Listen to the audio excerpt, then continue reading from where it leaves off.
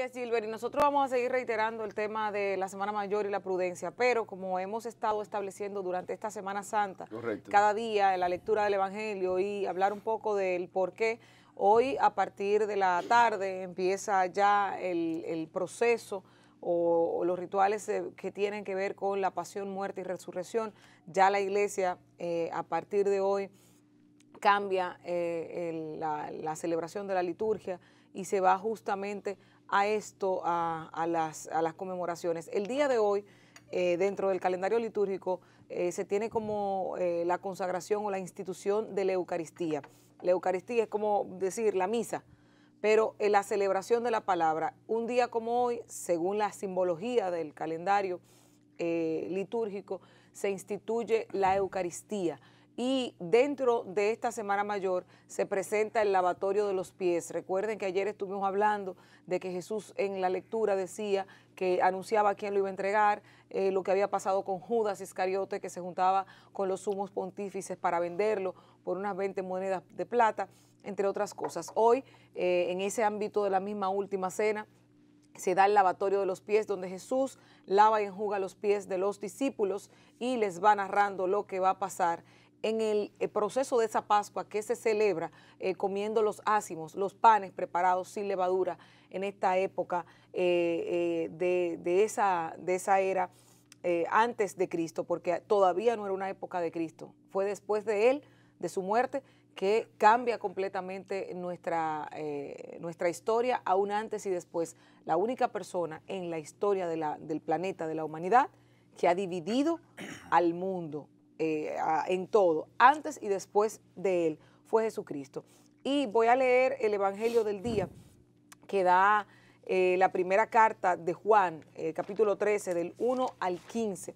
Decía: antes de la fiesta de Pascua, sabiendo Jesús que había llegado la hora de pasar de este mundo al Padre, y habiendo amado a los suyos que estaban en el mundo, los amó hasta el extremo.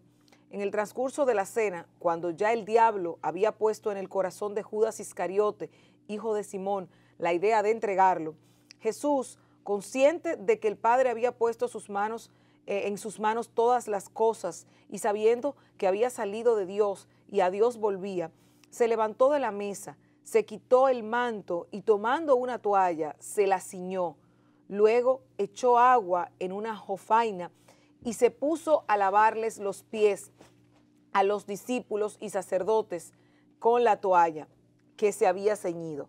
O sea, se puso la toalla en la cintura y mientras lavaba, la tomaba e iba secándole los pies. Cuando llegó a Simón Pedro, éste le dijo: Señor, ¿me vas a lavar tú a mí los pies? Jesús le replicó: lo que estoy haciendo tú no lo entiendes ahora, pero lo comprenderás más tarde. Pedro le dijo: tú no me lavarás los pies. Jesús le contestó: si no te lavo, no tendrás parte conmigo. Entonces le dijo Simón Pedro: en ese caso, Señor, no solo los pies, sino también las manos y la cabeza. Jesús le dijo: el que se ha bañado no necesita más que los pies, porque todo en él está limpio, y ustedes están limpios, aunque no todos. Como sabía quién lo iba a entregar, por eso dijo: no todos están limpios. Cuando acabó de lavarles los pies, se puso otra vez el manto, volvió a la mesa y les dijo: ¿comprenden lo que acabo de hacer con ustedes? Ustedes me llaman maestro y señor, y dicen bien, porque lo soy. Pues si yo, que soy el maestro y el señor, les he lavado los pies, también ustedes deben lavarse los pies los unos a los otros. Les he dado ejemplo para que lo que yo he hecho con ustedes, también ustedes lo hagan. Palabra del Señor.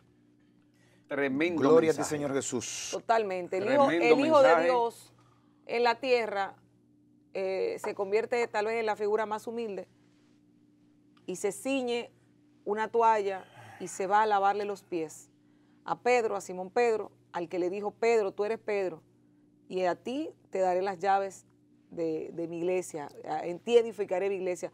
Pedro está considerado el primer papa de la iglesia, pero también lo que pasa con Judas, todo lo que pasa en esta Semana Mayor, según esta simbología y según las lecturas de cada día, nos dan enseñanzas que si nosotros las aplicamos nos sirven bastante en nuestro día a día, con nuestro entorno, con nuestro grupo, con nuestros amigos, la traición, el servicio, la entrega.